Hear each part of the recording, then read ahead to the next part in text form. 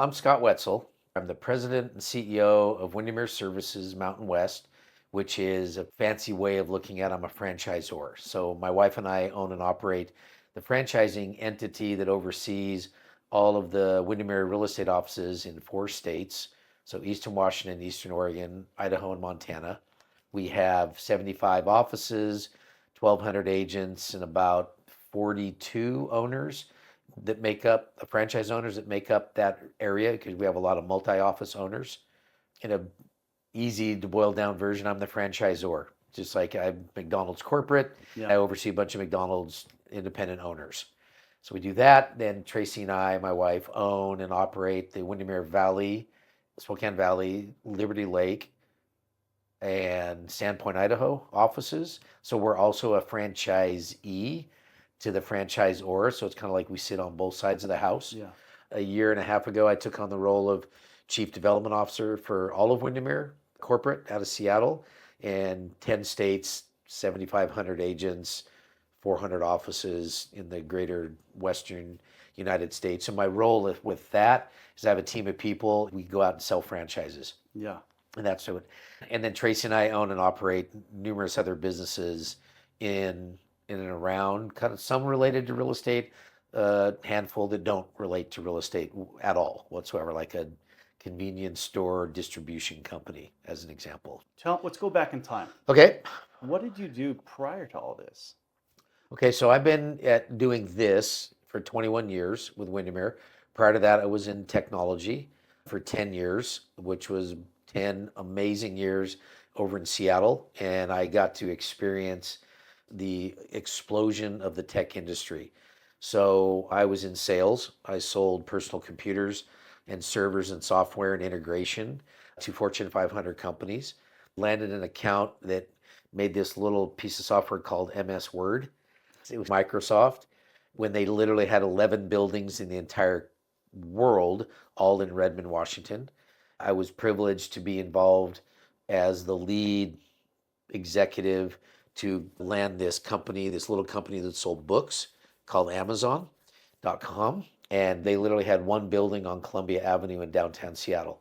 So I feel so blessed that I was able to experience that explosion. Prior to that, right out of college and a little bit during college, I was with Nordstrom, managed a men's suit department. At the time, I was the youngest manager in the history of the company to run the department of men's suits, which I'm now. Pretty slick. Thank you. I appreciate that. So, I mean, that was kind of like the career and ending before that through college, serving, waiting tables, fine dining, sommelier type stuff. What'd you go to college for? So I went to college, actually here at Whitworth University, Okay. right here in Spokane. I had gone to Ferris High School, went to Whitworth. It was actually back when it was Whitworth College. The reason I went there is to play baseball. We grew up very poor. Yeah. And so at the time, Whitworth College was an NAI school. And so they gave a bunch of money called talent awards. And so I got the equivalent of 7/8 of a full ride to go play baseball there. And I did that for just a brief period, realized that I didn't want to play baseball. I knew I was never going to be good enough to go anywhere beyond that. But the cool thing about Whitworth was as long as you kept the commitment to stay at the college and did some other activities, they kept your talent awards in place because it wasn't an actual athletic scholarship. So that worked out great, and that was it. That's how I went to college because back then in 1984, it was just you had to get a degree. I got actually 2 degrees because they ran kind of in parallel, psychology and sociology, which now I call nothing against them at all, but there was a soft degree, Pillsbury Doughboy squishy Yeah. degree, not like STEM, science, technology, engineering, math. But it was great for me because I've used, especially both degrees, I've used them throughout my entire career because one's the study of individuals, the other one's the study of societies. Yeah. So it helps me to kind of navigate that. I'll be honest with you, that's a huge leap and a huge benefit for you. A Yeah. lot of people should actually take the time to learn about psychology Yep. and learn about society structures. I myself spend a lot of time reading, as you can see Yeah, behind I me. see that. A lot Yeah. of different books because I love to read. Yeah. And to be able to learn psychology and learn the reason why people do things. Yep. And just to understand that concept so that it makes you a better individual as yourself, better person, better friend, better partner, just a better overall person. And there's a lot of people in our industries that could benefit from Yeah, taking yeah. some psychology course. I think especially in leadership roles, and I know now it's a massive benefit for all the employees that we have now and helping us understand the drivers to Hmm. individual employees and what's their Yeah, why and their background, where they came from, all those things. And you can still do all of that and not breach any HR confidentiality yeah, agreements and whatnot, but you just get a really good feel for people. So you kind of help to know what makes them tick. yeah, And then I believe the true value of leadership is servant-based leadership. We talked about that earlier. And that if you really understand and know the individual and the employee, it helps you to be a better servant to them, to get them where yeah. they want to go and what they want to achieve. But that's kind of was the background in a super, nutshell. Before that, I was, like I said, born and raised right here in Spokane. I had a pretty normal life, grow about through about the fifth grade. And Except for my the Ferris. yeah, well, I was supposed to go to Lewis and Clark High School, but my parents ended up divorcing, which is a whole nother track we can go down at a later time, because of how it formed my mindset. And my Yeah, entire sixth grade year, I was on food stamps and free lunches. yeah, And so that really kind of shaped the mindset for me. And even I didn't know it then, but it gave me some resolve to not be on food stamps or yeah, free lunches again. Nothing wrong with the programs, but for me, that was just what drove me to never be that yeah. component again. And so that was kind of like the first tweak for me in the personality mindset of growth. And then I used athletics to help me get another way. I loved baseball, loved playing baseball. Now we are here. So you're in the tech industry, working for some pretty big companies now, right? Microsoft, Amazon. So what was that time where like, you know what? I'm going to go into real estate. What happened there? How'd That's a you do good that? question. So we were actually a partner always with those big companies, with the aforementioned Microsoft, Amazon, numerous spinouts from Microsoft, and very few people know that they're the ones who spun out Expedia. Bill Gates was a huge proponent of helping others succeed. And so he spun out numerous and a ton of biotech companies that came out that we now have the Amgens of the world. Physio Control was a defibrillator company. Immunex was another company that dealt with immunology. They formed a drug called leucine that was a cancer drug that instead of breaking down the whole body, it attacked just the viral cells and multiplied in the positive cells. And all that was spun out by Microsoft, which is crazy to think about. So Yeah. how I made the transition is we owned and operated, my former partner and I, a company, and then we sold it to a publicly traded company out of Chicago in 1999. And at that time, our stock was worth in excess of $10 million. And so I was in my early 30s at the time.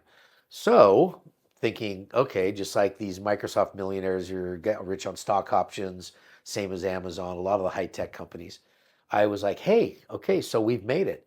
So I packed up the family. Our three boys were very young, from kindergarten and younger. We moved back to Spokane because we were set. And I didn't know what I was going to do, but I figured with 10 million in the bank, there's a lot of things I could do. 6 weeks before I could sell my first $2.5 million worth of stock, because they have this provision called Rule 144A, which is when you sell a privately held company to a publicly traded company, your stock is frozen for 1 year. And then in the second year, you can only sell 25% of it per quarter. So it's basically a Ooh, 2 year sell off. yeah. It's a great rule to prevent pump and dump. That's what stops pump and dump. And so, no big deal. The stock was cruising along at 21, $23 a share throughout that whole time, which drove that value. And 6 weeks before I could sell the first $2.5 million, the stock dropped 38 cents. And it was a crushing blow, to say the least. And we had already moved back to Spokane. So I had pulled myself out of the technology hotbed in Seattle, came back to Spokane to raise our kids. And it was really, okay, what am I going to do? So I had a job, an executive job in Seattle in the high tech industry for a little while longer, started another company here in Spokane with a former partner of mine who now is the head partner for all the internet security components with Moss Adams. He's a great guy. We're dear Mm. friends to this day. And subsequently, the company that we started called Continental Technologies here in Spokane wasn't doing enough business to support both of us. And so, being that I was on the sales side, he was on the engineering side, we both agreed that it would be best for him to buy me out and then for me to go find something in sales. It just so happened that the gentleman who was my predecessor at Windermere, a dear friend and mentor, a gentleman named John Becker, lived across the street from me, right up on 5 Mile. And we got together one night and he's like, hey, I'm looking for a successor. And I'm really condensing this in for the Yeah. fact of time. I'm looking for a successor, but I need to have you work with me to help me design who's that going to be because you're doing consulting. And I was doing some consulting at the time to try and pay the bills. And so we sat down one night over a bottle of wine and I developed what I call now my 2 through 10 model. And what it was is we sat down on butcher paper and wrote down the top 10 things that he needed to look for in a successor. Number one is real estate. Number two is P&L acknowledgement. Number three is debt restructuring, sales, marketing, right down the list. The top 10 things to run a company. And so we're going through it. We get on the second bottle of wine, and all good things come from the second bottle of wine, or at Yep. least you think they do, right? And so he sat back and he goes, well, why don't you do this? And I'm like, I don't know a thing about real estate. I bought a few houses, sold a few houses, and he said, well, Scott, I'm going to make you eat your own words, walk your own talk. You know 2 through 10. I can teach you real estate. And it was like, oh, well, that's where it was hatched back in the fall of, we had our initial discussions. And by February, I came into the services company, the franchising company, as the VP of Biz Dev, with the idea that 5 years later I would take over as president of the company and then ultimately buy it out from John and his partners. The first year I was there, I grew it from 35 offices to 72 offices, expanded our state footprint, because my whole background had been in just growth, revenue, drive, build sales organizations. That's kind of my route. And so we grew that, and a year later, they named me president and COO of the company because I had, at least they felt, figured out the real estate side of things, and I'd always had the 2 through 10. So just kind of went there, and that was in February, March of 2005. And then in 2015, my wife and I executed the buy clause to buy the remaining shares left in the company from 3 partners. And we've been rocking and rolling. If that wasn't enough, then I decided, hey, you know what I should do in the same year, because I'm a glutton for punishment? Let's buy a real estate brokerage. And my wife, the first year and a half, was like, why did we do this again? But it's been the greatest thing in the world. Yeah. And the reason we both wanted to buy that real estate office was we had gone to a convention for Windermere, owners retreat, and we sat down and we did this exercise with the moderator, and he had a little piece of paper, a post-it note, said, write the top 3 things you want to accomplish in 2016. But don't show your business partner if you're here with a business partner. Well, Tracy, my beautiful wife, is also my business partner. And so we sat over here and wrote down, Sean, not only were the top 3 things identical, they were in the same order. Wow. So number 1 was stay relevant with our franchisees. Number 2, spend more time together not talking about work. Because when you're married, like we talked about earlier, it's never off. And the third one was own a brokerage. Because we both felt that the best way to be a great services company is to own a store or 2. So you understand how the fries are cooked and the floors mopped and how employees are. An opportunity came up, which is a total God thing. That owners retreat was in October. 2 months later, we had a deal done in principle to buy the Windermere Valley and Liberty Lake offices to keep them cruising along and functioning. And so it was just 2015 was quite a crazy year, but it was the pivotal year for us in our businesses. So when you said 2015 was a crazy year, but it was pivotal, tell me more. We had spent the first 7 years buying into the franchising company. Had we just left it at that, it just would have been business as usual. Yeah. Things chugging along, nothing changes since 2004 to 2015.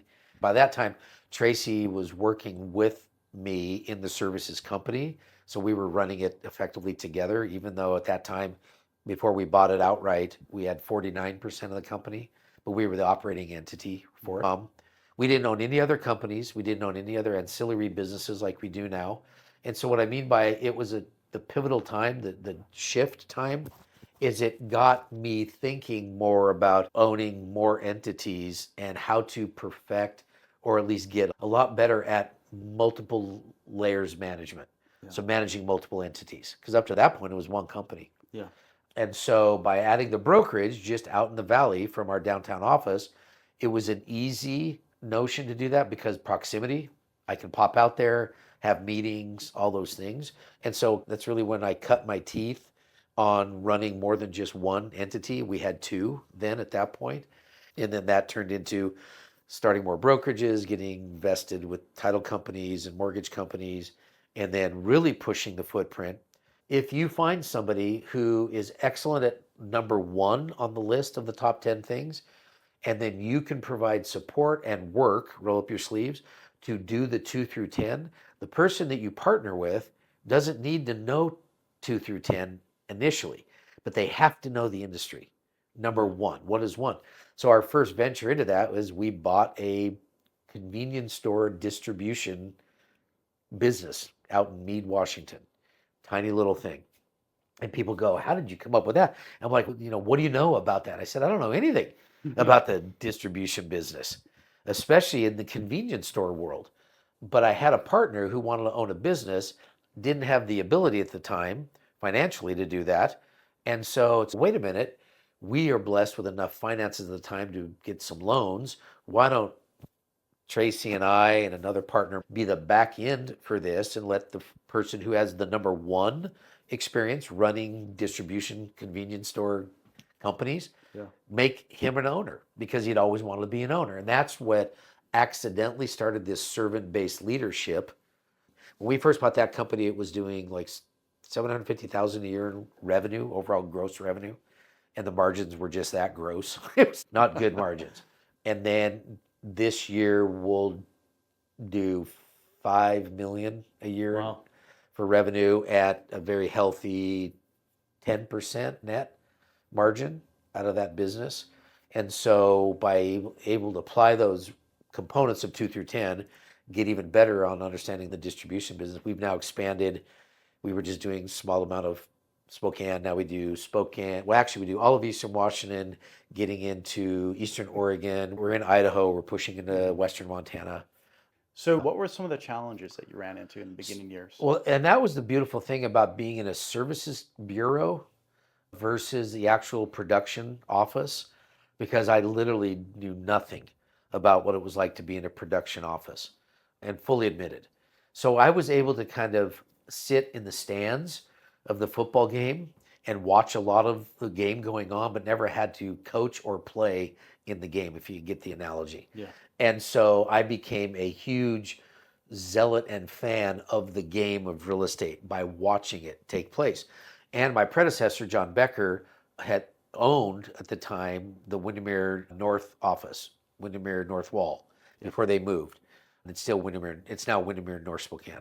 Yeah. And so he was the broker owner of that. So I learned through him, and he would talk about stories of agents going through this or dealing with this and whatnot. So I kind of lived vicariously through him. The biggest challenge for me was relating to the owners because he handed off the majority of all the relationship building. The biggest challenge for me was being perceived as knowledgeable and being, say, theoretically an equal from a business perspective in the minds of the, so they lived that entire world, like going from a player to a coach to a head coach. They've known the game since they grew up. And so my single biggest challenge for that first year was just getting accepted by the ownership group, especially because I was not from the industry. So there was always An outsider. the tag on me as an outsider, and understandable. I mean, totally understandable. But what I did was, I remember the first time I got a phone call from one of our owners, and I called him back like that afternoon. And he was like, oh, okay. And I'm like, is something wrong? He goes, no. He goes, I just didn't expect a call back this fast. He said, we're used to, if I called you on a Monday, maybe I hear from you before the end of the week. And that was, for me, the upbringing of being at Nordstrom, and being in technology. Hmm. So Nordstrom was the epitome of response right away to a client's needs. And in technology, because it was tech, emails and even texting back at that time and cell phones being very prevalent, it was immediate response. If a client called you for a bid on $100,000 worth of computer equipment, you got back to them immediately. Yeah. So it was wired into me. So it was no different when I would get a phone call from an owner up in Republic, Washington, going, "Hey, can you call me? I have a question about this." And I'd call them back within an hour, and they were like, "Whoa." So I think that's what helped break that barrier down for me that was there because I didn't have the experience in real estate, but I had a ton of experience in customer service. So with you've been doing this for 20 plus years. Yep. COVID happened. Hmm. What were some of the struggles that you dealt with as a broker owner Yeah, dealing with that? There had to have been struggles. totally. One right out of the gate was culture, maintaining that culture, because now you're forced with going from an environment of everyone's in the office, commuting and talking and camaraderie and just idea sharing, problem solving, to poof, everybody's gone, Yeah. right? It's a ghost town in the office. And even though we were a little more relaxed on the eastern side of the state of Washington because you're Yeah. living right next door to Idaho, Hmm. which I don't think Idaho even said there was COVID, right? Yeah. They're They're like, like, what is what that? was it? Yeah. Yeah. So we were given a little bit more flexibility in that we could bring our staff back sooner. Hmm. But even that is kind of like in the analogy of a football team. Okay, you got a few attendants and you got some coaches, the staff, back in the locker room, but there's no players there. Yeah. And then you still have to wait. And the only time you see the players is on Sunday when they show up for the game. Yeah. That would be a pretty hard scenario. So we suffered from that same dilemma.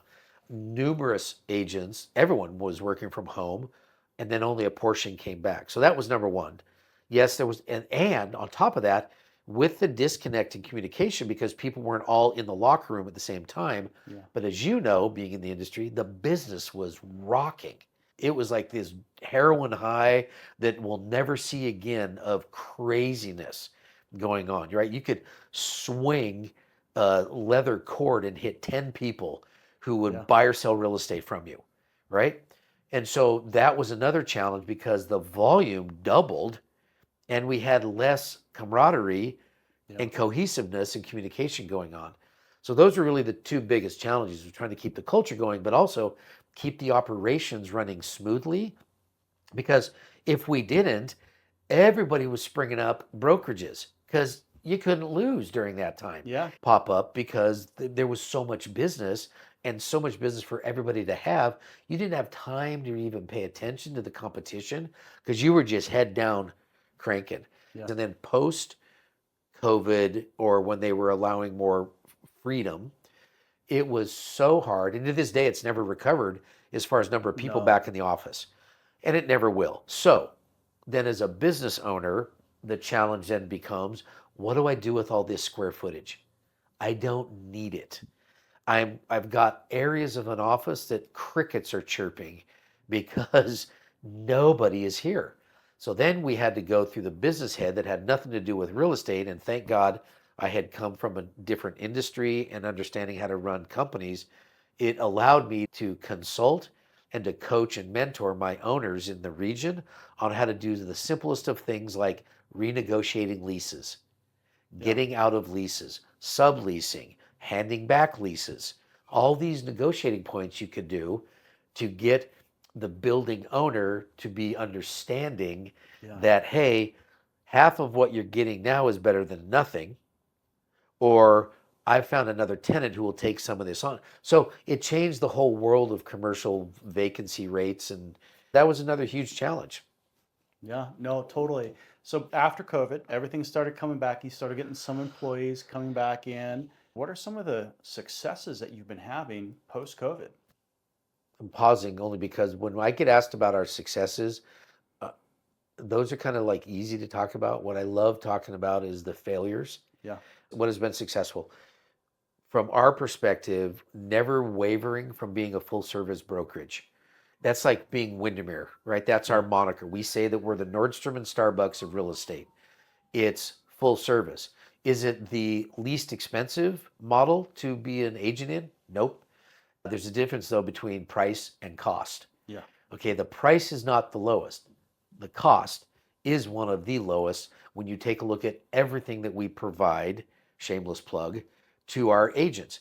And so, what I'm the most proud about is we hung on to our full service approach, never wavering, in fact, doubling down on offering more services complimentary, more support complimentary, more guidance, more training, more to our agent base that I believe allowed the majority of them to stay where they're at, which is with us or with other Windermere offices. I think that's, Sean, probably the single biggest um, difference, Shader, between a full service, truly full service brokerage and brokerages that are transaction fee based. Yeah. They all serve their purpose. I just believe that, if I had a choice, I'd rather work at Nordstrom than anywhere else. Yeah. And so that's been our biggest success, was maintaining that culture, maintaining the growth. I can tell you the failures were numerous. Webinars or Zoom meetings, trying to get sales meetings via technology, Yeah. never the same as being in person. Again, how about let's do coaching sessions, not in the locker room and on the field, but when our players are sitting at home lifting their own weights? That doesn't work. So that was probably one of the biggest challenges. What's the future for you? Yeah. Barbados. No. With a cigar and maybe one of your fedoras. I got a Yeah, fedora. I know you got the cigars cigar, right and I there, saw and you. I got Yeah. alcohol right Hey, there. let's go, baby. I Who's, got the credit card. Yeah, Let's go. it's 5 o'clock somewhere. Yeah, exactly. No, you know what? For the future, I actually see a couple things. I see some overall consolidation that'll take place in the market of real estate brokerages. Of course. No different than you're seeing with lending Mm-hmm. institutions, same way. And that's not a bad thing, because the pie is still going to be the pie. And if there are fewer people partaking and going and getting a slice, it's better for everyone who is Mhm. there. So I can see, everything's a pendulum, right? So you swung one way to all these high-end brokerages, full service, and then COVID, everybody's rock and roll, and then you pendulum back to where a year or two ago with the downturn in the market, interest rates going up, tough economy, you saw a lot more of the transaction-based brokerages peak Mhm. in interest because agents were being mindful of their expenses. I think now you've seen a pendulum shift to back towards kind of centrist, staying in the middle. There will be a place for everybody, but there's also value in that for everybody. So going forward, I see consolidation. From an interest rate perspective, you can speak better to this than me, but I think a year from now, we'll see stuff settle in about the mid fives, just kind of chill out and hang Yeah. there for a few years until something happens. I also think that you're going to see more pressure on the normal brokerage today to get and keep their technology tools and programs up to snuff.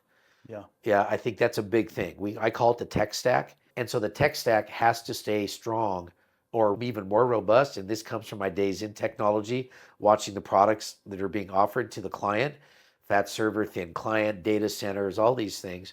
So if a brokerage is not on the forefront, or at least in the race, running along on being a leader in the technology world of programs and tools, they're going to have a challenging time. We are implementing right now, and then come the first of the year, our whole new offering called the Windermere Suite for our agents, which is just going to drive more and more of that all-inclusive resort. Everything's included and everything you get. And again, the full service component. Yeah.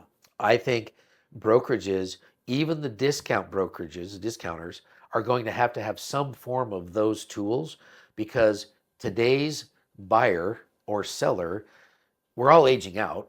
And there's this sweet spot of buyers and sellers, and it always stays in the same age group. Yeah. Well, what happens? Yeah. I know I'm not, right? I'm 58. I can remember back when I was 37 starting in this business. What hasn't stayed the same is the ways and the mechanisms that those buyers and sellers go about their communication and the tools and services they expect. They're far more of a generation of technology. They're used to their phones, everything. And so organizations that don't also pivot to make accommodations for that new client are going to, I think, struggle more than ones that don't. But I just see it becoming more technology based. I don't see a time ever, knock on wood, that we're going to see just a pure transaction-based online. People want the human connection. Absolutely. Everybody wants a human connection, especially in real estate and mortgage. Those really are the key components. I mean, I can't remember the number where I saw it, but you take a look at the number of cars purchased online, eBay Motors, CarMax, whatever, versus still going into the traditional dealership. It's staggering Oh yeah. how high the percentage is in that. And even if it's just residential real estate and mortgage, buy or sell used cars in service, that's enough to keep it going. Sales of homes and the lending for it, key, key. The biggest thing that I hear, and I've heard it from several different people, that they're all afraid of, technology or AI taking over their job. Right. Yep. It's people who utilize AI efficiently will be the ones who take over your job. Yep. And so people who are not utilizing AI, they're the ones that will fade away and no longer be in existence because they refuse to get on board with the tech stacks, the AI, the different software available to them. I challenge people when they are so afraid of AI and technology. And I'm like, you will be replaced Right. by people who use it. That AI is not going to replace your job because people want that human connection. They want a relationship. Yep. But the people who utilize those tech stacks, they'll be more efficient, more knowledgeable, better than everybody else because they have a support system behind them where others don't. So you got to get on board.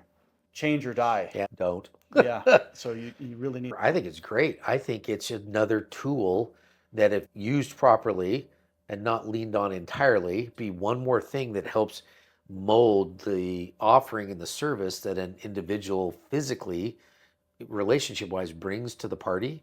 So our oldest son is an attorney in Phoenix, and we were talking about the notion of AI running lawyers out of town. We were both kind of chuckling. It's like, it'll never happen. Because at the end of the day, yes, you can go to AI bots and get them to write up a purchase and sale agreement or a contract or you name it, or help understand a judgment that was done. All AI becomes is a tool to even faster get historically what's taken place, to more embolden the attorney to have more data points for them to put case together. It's not going to do away with legal secretaries and paralegals. No. Now, could it theoretically trim down some of the workforce in the general administrative world? Maybe. Yeah. Every industry has that, and every new turn of technology has done that to some degree.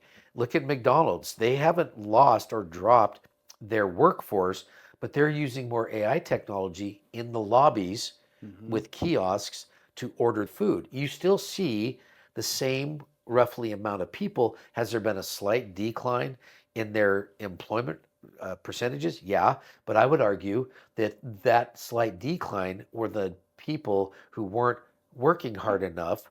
Nothing beats the good old-fashioned hard work. Yeah. Show up every day. Give it your best. Work that particular job as if it's your last job you'll ever have. You know it's not gonna be, but let's just apply that work ethic and mindset to that job. If you take that mindset of killing it in that one job, it's pretty hard to fail. Yeah. Yeah. Like this, Sure. for me, for AI, is I dictate a lot of things to Microsoft Word. And I will dictate my business plans, my emails, all those different things. Because you can probably attest to this. If you're having to write a very long email that's very detail oriented, it may take you a long time to think about how do I want this to sound, Yep. right? But if you could dictate your words and say, hey, I need this email to state this, all these different things, and you're just casually talking like you and I talking right now, and then tell AI to restructure this dictation into a professional email, bullet point out these points, create a plan, create all these action plans or whatever. It takes it, goes through, and then you can say, hey, change the structure of this, where before it may have taken you 30 minutes to write up a really in-depth email or longer because you're overthinking it. You're really trying to analyze. If you pay for the pro versions of AI, it remembers who you are, it remembers your names, it remembers your mannerisms, it remembers how you speak, so that you can plug that in there and it'll take it and you read it and I'm like, okay, I'll change a couple things here, maybe more professional, less corny type Mm-hmm. thing, more, maybe add a some humor, maybe. But you read it and I'm like, that sounds really good. It sounds like something I would say, a little bit more clean cut. Yeah. Yes, Yeah. exactly. And it doesn't sound like a robot. The people who just type in, write me an email saying hi, but when you're dictating and using your own mannerisms, your own vocabulary, and you're transferring it into an AI structure to rewrite it in a more professional way, it looks, sounds good. You You know? want to, if you think back, I love history. That was like in high school, that was my absolute favorite subject. So if you go back historically, we've had AI forever. And let me tell you in what form, at least in my humble opinion. Secretaries taking dictation, Hmm. court transcribers, court reporters, Yeah. medical transcribing, Yeah. right? And Tracy and I are watching Lewis. it first. Lewis in that friggin' dictaphone of his Yep. and his secretary, Norma. Yeah. and you never see her, right? And I love part of that part of the show, but he's constantly just throwing out ideas and thoughts. Yeah. Norma is his AI. Yeah. She's writing his documents for him and adding his vernacular, adding his tone. So if you really think about it, it's just a hyperized, fast tracked, Hmm. far more intelligent because of the AI component of what has been around since the show they showed in Mad Men, Yeah. right? It's been around forever. It's just a new form of it. And I think, like you've said, people struggle more with the change in the form than they do with the actual content of what's being provided. Yeah. It's content, Exactly. right? Because I've been able to overcome massive amounts of problems in the lending side for loans, for underwriting, by using AI and plugging in a lot of different data and writing a very, say, argument for why loans should be approved. It's putting it together in a very extreme detailed format that it would maybe take me all day to do just because I'm really trying to nail down Yeah, what I want it to say. But if yeah, I can bring in, dictate what I want, bring in the tone, bring in the data that I want it to emphasize, and then write it through, it builds such a strong system that I'm like, wow, that took me 30 minutes because I already knew different things. I just needed to figure out a way to implement it the right way. yeah. And then every time I've done that, I've done things that I've never been able to do because I utilized AI the efficient way. You got to use it the right way. Just like with you running multiple businesses and multi-level ownerships, the ability to plug in different technology stacks to help bring your efficiencies up so that you can run things automated almost, Yep. and so that you're looking at what can I take off my plate and utilize technology with that maybe the cost is, X amount per month, per week, but I'm buying back more of my time Yep. that I can use for future growth of other sides of my businesses, Hmm. or I can use this to buy back more time so that I can actually try to turn off for a few hours, to Decompress. decompress for a Yep. few hours Absolutely. and not have to worry about it. Because individuals, we love the thrill of building Hmm. things, the aspect of building things that excites us. And to take time off is difficult, even though we may want to, but we can probably feel guilty because there's things that we are trying to accomplish. Hmm. And we have not accomplished it. So we have to continue to accomplish it because it is our babies Yep. and we want it to grow and walk on its own. And so that it can survive on its own without us, so that we can focus on the other babies Yep. and get them up and running. Yep. And so, if, essentially, bringing in people to help run the baby, get it walking, running on its own, Hmm. and you're there just to give it a high five, support it, continue to make sure it's fed and sustained. Yeah. But to me, I love those things. Those are exciting for me. I love it. I do know. I'm never going to retire.